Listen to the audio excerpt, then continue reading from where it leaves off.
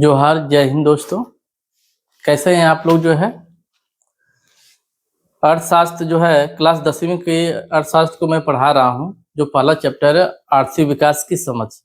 आर्थिक विकास की समझ में जो है जो महत्वपूर्ण जो टॉपिक थे, जो बड़े-बड़े टॉपिक थे, उसे मैंने आप लोगों को बता दिया था।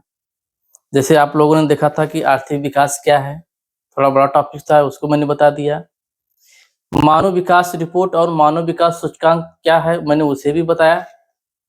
इसके अलावा सतत विकास क्या है, पोषणी विकास क्या है, धाड़ी विकास क्या है, उसे भी मैंने आपको बताया। फिर मैंने आपको बताया जो है कि प्रति व्यक्ति आय क्या होती है, शिशु मृत्यु दर क्या होता है, इतना मैंने आप लोगों को अब तक बता दिया है।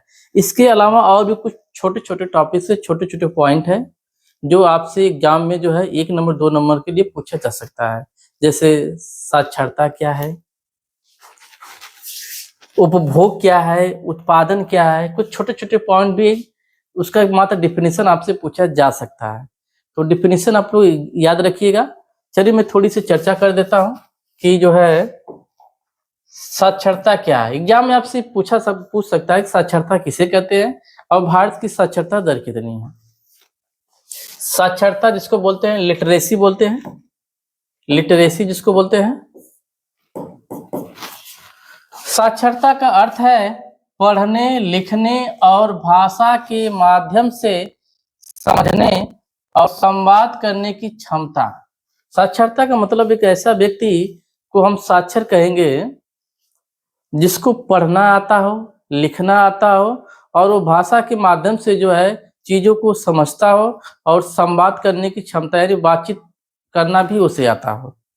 ऐसा व्यक्ति जो पढ़ा लिखा हो, वो लोगों से बात कर पा रहा है, लोगों की बातों को समझ पा रहा है, तो हम कहेंगे कि वो व्यक्ति क्या है, साक्षर है। साक्षरता के बिना हम अपनी दुनिया को अच्छी तरह से नहीं समझ सकते और न ही हम अपनी बात दूसरों को बता सकते हैं। यदि हम साक्षर नहीं हैं, यदि हम पढ़े लिखे नहीं हैं, तो हम अपनी भावनाओं को, अपनी चीज़ों को दूसरे लोगों को अच्छी तरह से नहीं समझा पाएंगे, न ही अच्छी तरीके से लिख पाएंगे, न बोल पाएंगे। जब आप पढ़ेंगे, लिखेंगे, तभी आपकी अभिव्यक्ति होगी, तभी आप बोल पाएंगे और चीज़ों को अच्छी तरह से समझ पाएंगे और लोगों को समझा पाएंगे। तो साक्षर व्यक्ति का मतलब है कि उसे पढ़ना और लिखना आता है। इसके अलावा वो भाषा के माध्यम से हर चीज़ों को समझता है और अच्छी तरह से संवाद भी करता है। चलिए, ये हमारा हो गया साक्षरता हो गया। अगर बात करें भारत की जो साक्षरता है, भारत की जो साक्षरता है 74.04%। 74.04% भारत की साक्षरता है। भारत में जो सबसे जो है साक्षर जो राज्य है, जिसकी साक्षरता सबसे अधिक है, तो वो क्या है? केरल है। केरल, जिसकी साक्षरता लगभग 94% के आसपास है। 94% लोग जो है यहाँ के क्या लोग हैं? शिक्षित है, साक्षर है। सबसे कम साक्षरता अगर कहाँ पे है तो वो बिहार में है। बिहार की जो साक्षरता कितनी है? 61.8%। 61.8% जो है बिहार के लोग क्या है? साक्षर। तो ये प्रश्न आपसे एग्जाम में पूछा जा सकता है कि भारत की साक्षरता कितनी है, तो 74.04%। सबसे अधिक साक्षरता किस राज्य में है, तो वो केरल में है 94%। सबसे कम साक्षरता किस राज्य में, तो बिहार में 61.8%। इतना डाटा आप लोग याद रखिएगा, इससे ज्यादा नहीं पूछेगा क्योंकि आप 10वीं के स्टूडेंट हैं। 10वीं के स्टूडेंट से ये पूछा जा सकता है कि साक्षरता किसे कहते हैं और सबसे अधिक साक्षरता जो है किस राज्य में है, किस स्टेट में है। आगे हम लोग समझते हैं, थोड़ा सा इसको इरेज करते हैं।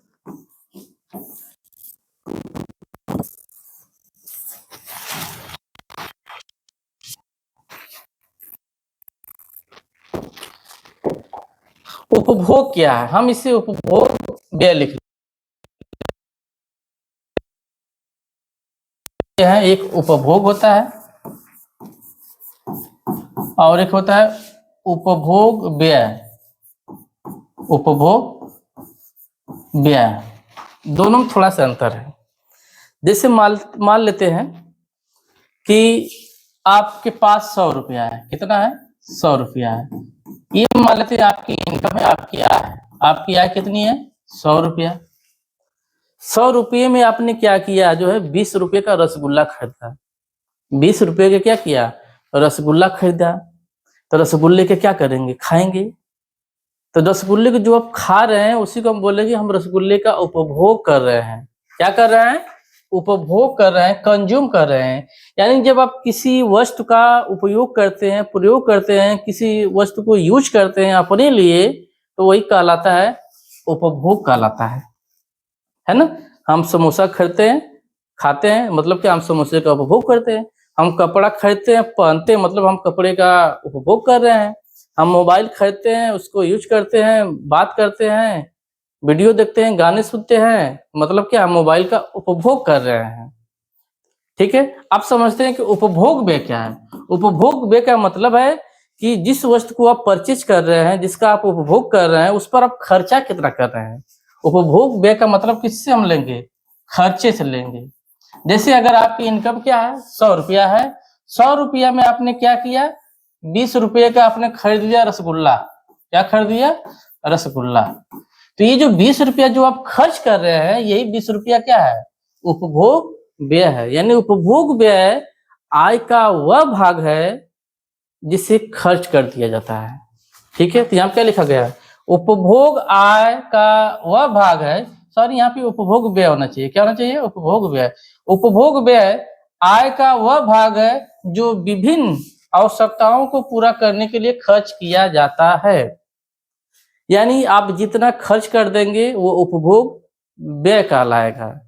और खर्च करने के बाद जो वस्तु आपको मिलेगी, जिसका आप उपयोग करेंगे, यूज करेंगे, उसे हम बोलेंगे हम उस वस्तु का उपभोग कर रहे हैं। आई होप आपको समझ में आ गया होगा कि उपभोग क्या है, उपभोग व्यय क्या है। आप थोड़ा सा समझते हैं, उत्पादन को समझते हैं। ये छोटे छोटे पॉइंट्स है जो 10वीं के लिए जरूरी है। उनके मैट्रिक एग्जाम, फाइनल एग्जाम में प्रश्न पूछे।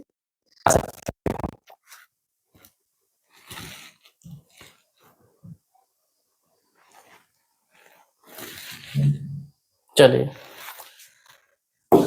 उत्पादन क्या है, प्रोडक्शन क्या है, ये भी पूछा जा सकता है। किसी वस्तु में आर्थिक उपयोगिता का सृजन करना उत्पादन कहलाता है। किसी वस्तु में उपयोगिता सृजन ही क्या कहलाता है? उत्पादन कहलाता है। जैसे ये पेन है, इसी तरह से पड़ी हुई थी, फेंकी हुई थी, हमने जो है इस पेन को सुधारा, इसको बनाया, इसको चलने लायक बनाया, है ना। अब ये चलाने के काम ये पेन आ रही है, यानी इसमें हमने उपयोगिता डाल दिया, इस पेन को उपयोगी बना दिया है। तो किसी वस्तु में उपयोगिता का सृजन ही क्या कहलाता है? उत्पादन कहलाता है। चीजें जो है, बहुत सारे कागज जो इधर उधर बिखरे हुए पड़े थे, फेंके हुए थे, मैंने सारे कागज को इकट्ठा किया, स्टेपलर किया, अब मैंने उसका एक नोट्स बना दिया, उसे लिखने लायक बना दिया कि अब से मैं लिखूंगा।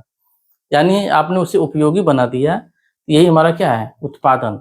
उत्पादन में हम क्या करते हैं? नई नई वस्तुओं को का सृजन करते हैं, और जो नई नई वस्तुओं का जो सृजन करते हैं वो किसी व्यक्ति वर्ग विशेष के लिए क्या होता है?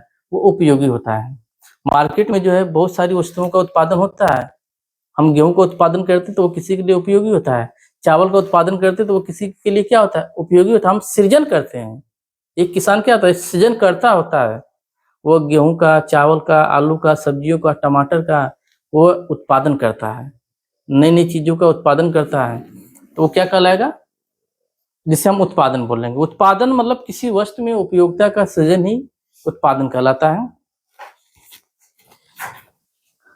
अर्थात श्रम, पूंजी, तकनीक एवं कौशल द्वारा किसी वस्तु के मूल्य में वृद्धि कर उसे उपयोगी बनाने की प्रक्रिया को क्या कहते हैं? उत्पादन कहते हैं। हम श्रम, पूंजी, तकनीक एवं कौशल का प्रयोग करेंगे और वस्तु के मूल्य में वृद्धि कर देंगे, और वृद्धि कर उसे उपयोगी बनाने की प्रक्रिया क्या बोलते हैं? उत्पादन कहते हैं। जैसे मान लीजिए गेहूं है, क्या है? गेहूं है। हमने क्या किया? गेहूं को जो है पीस दिया, क्या बन गया? आटा बन गया। फिर आटे की सहायता से जो है हमने क्या बनाया? ब्रेड बनाया। क्या बनाया? ब्रेड बनाया। अगर 1 केजी गेहूं है तो 1 केजी गेहूं से क्या बना, 1 केजी आटा बना।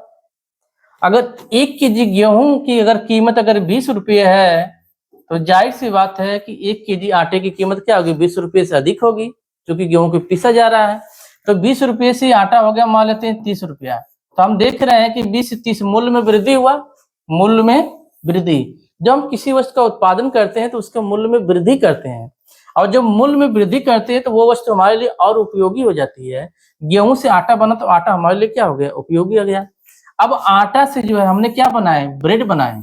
ब्रेड के जो है आप 1 केजी आटा से जो है ब्रेड के बहुत सारे पैकेट बन सकते हैं। मान लेते हैं हमने ब्रेड के 10 पैकेट बना लिए। कितने पैकेट, 10 पैकेट। अगर एक पैकेट की कीमत 20 रुपये है तो 10 पैकेट की कीमत कितनी हो जाएगी, 200 रुपये। तो कहाँ 30 रुपये और कहाँ 200 रुपये, तो मूल्य में वृद्धि हुई और ये ब्रेड हमारे लिए क्या हो गया, और उपयोगी हो गया। तो किसी वस्तु की मूल्य में वृद्धि कर उसे और उपयोगी बना देना ही क्या कहलाता है, उत्पादन कहलाता है। तो ये रहा उत्पादन। आपको समझ में आ गया होगा कि उत्पादन क्या है। अब हम थोड़ा सा समझते हैं दूसरी चीजों को। ये छोटे छोटे पॉइंट से बिंदु है जो एग्जाम में पूछे जा सकते हैं। सार्वजनिक सुविधाएं क्या है, ये भी प्रश्न एग्जाम में पूछा जा सकता है, मैट्रिक एग्जाम में। सार्वजनिक सुविधाएं वे आवश्यक संसाधन और सेवाएं हैं जो सरकार या स्थानीय निकाय द्वारा सभी नागरिकों के लिए उपलब्ध कराई जाती हैं। सार्वजनिक जो सुविधाएं हैं वे एक प्रकार के संसाधन हैं। सार्वजनिक जो सुविधाएं वे प्रकार के संसाधन हैं जो किसी जो है व्यक्ति विशेष किसी क्षेत्र के लिए जो है उपलब्ध कराई जाती है। ये आवश्यक है। सरकार द्वारा जो है हमें जो हमारे लिए जो नए नए स्कूल खोले जाते हैं तो स्कूल की जो सुविधा हमें मिलती है, हमें शिक्षा की जो सुविधा मिलती है, हमें स्वास्थ्य की जो सुविधा मिलती है, हमें परिवहन की जो सुविधा मिलती है, हमें संचार की जो सुविधा मिलती है, सरकार द्वारा जो मिलती है, ये सारी सुविधाएं क्या कहलाएंगी, सार्वजनिक सुविधाएं कहलाएंगी। यानी सरकार के द्वारा जो भी सुविधाएं हमें मिलेगी, जो भी संसाधन हमें मिलेंगे, जो भी सेवाएं हमें मिलेंगी, वे सब क्या कहलाएंगी, सार्वजनिक सुविधाएं कहलाएंगी।